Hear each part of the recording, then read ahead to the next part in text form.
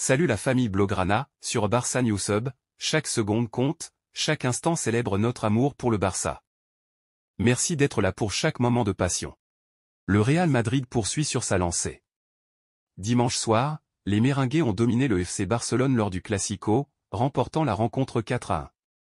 Vinicius Junior, la star du match, a marqué un triplé, mais ses gestes provocateurs envers le banc barcelonais lui ont valu des critiques en Espagne. Il a rapidement présenté des excuses pour apaiser la polémique.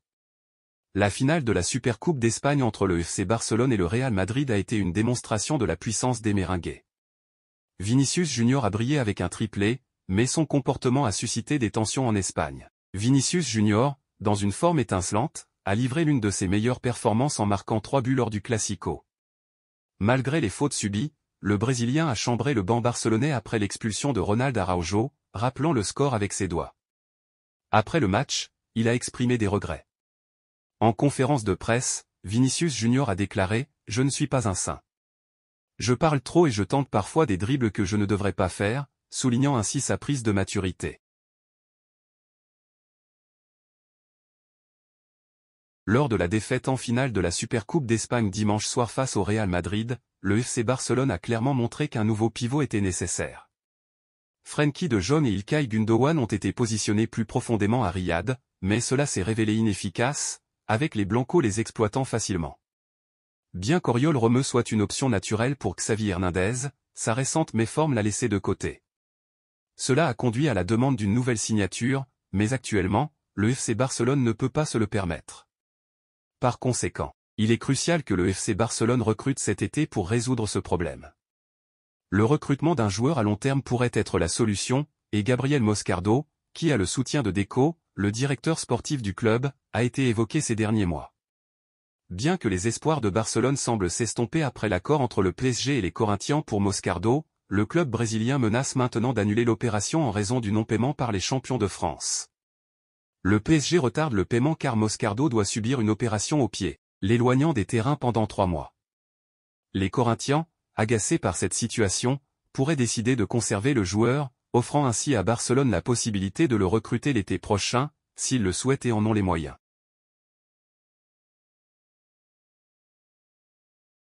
L'an dernier, le FC Barcelone a réalisé un exploit en battant le Real Madrid 3-1 en finale de la Supercoupe d'Espagne, lançant ainsi les Blaugrana vers le titre en Liga.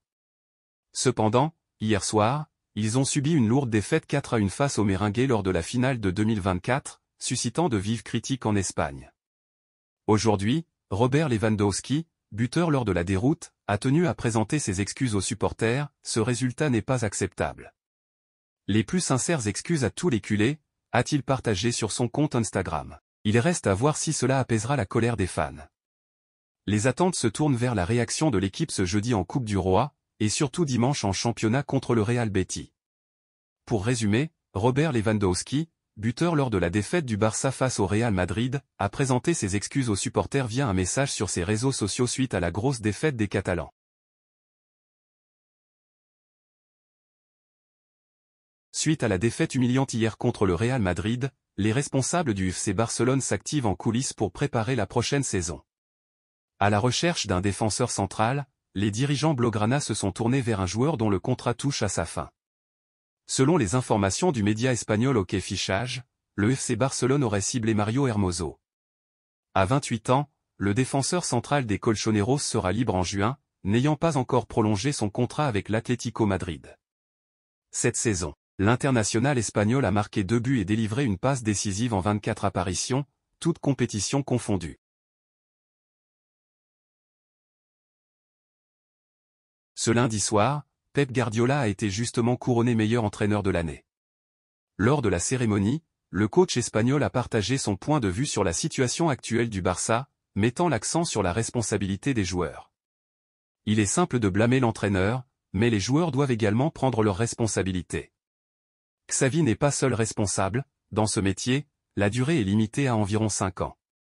Les joueurs doivent montrer leur qualité, comme ils l'ont fait par le passé, même si l'entraîneur reste jusqu'à la fin. Guardiola, exprimant toujours son attachement profond à Barcelone lors de la remise de son trophée, a prodigué des conseils à Xavi pour gérer la situation. Reste calme, même après une défaite. Il doit se remettre en selle pour le prochain match la semaine prochaine. Nous devons soutenir nos collègues, et à la fin de l'année, les décisions seront prises.